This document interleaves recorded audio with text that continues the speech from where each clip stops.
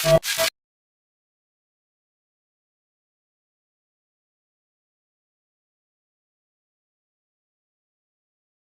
7th of May 2007, 9:57 p.m. I really don't know what to say.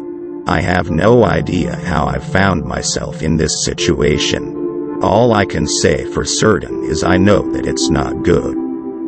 I look outside this glass enclosure I'm in and all I see is maybe half a foot of ground and then darkness. Not the kind you'd see at midnight either. No. This darkness swallows the light. If I look down, I can see that this glass enclosure is only about 2 feet by 2 feet in diameter, and it's not much taller than 5. I press my hands up against the glass only to be met with the realization that it is cold to the touch, almost like touching a fish tank. I have tried breaking it on several occasions, but it appears to be far too thick. Now, I am only breathing when absolutely necessary so as not to waste oxygen. I look up and see a small vent within the glass. Whilst dwelling on the peculiarity of this seemingly innocuous vent, I hear a small beep. It is at this point that the vent proceeds to open and a small amount of water is let into the enclosure. Now, I come to the terrifying revelation that the deep black void of nothingness outside is miles upon miles of empty ocean, my true hell on earth, if you will. I will be putting this note in my bag when I'm done writing, because, should I die here, I want someone to know what happened to me. Getting back on track, I've now noticed the vent opens periodically every 30 minutes or so. Each time it opens, it lets in just a bit more water. 10:27 p.m.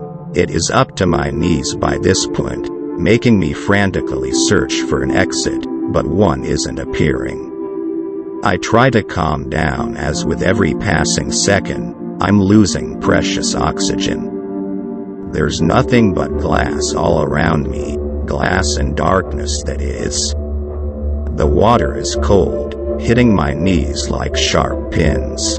I look and look for some semblance of a possible chance out of this, but I fear that even if there were one, it would only result in a swift death from getting crushed by ocean water anyway.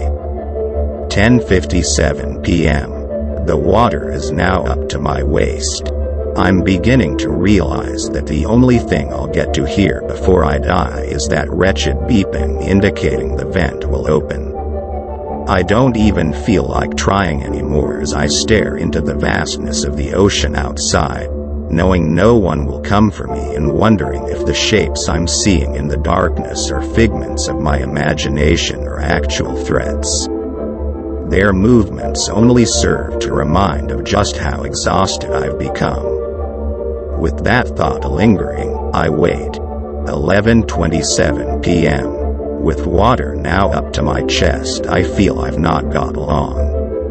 It feels as though oxygen practically has been wiped from my existence. It's burning in my throat. I want so badly to gasp, but nothing would come of it if I tried. It feels redundant to say I wouldn't wish my coming fate on my worst enemy.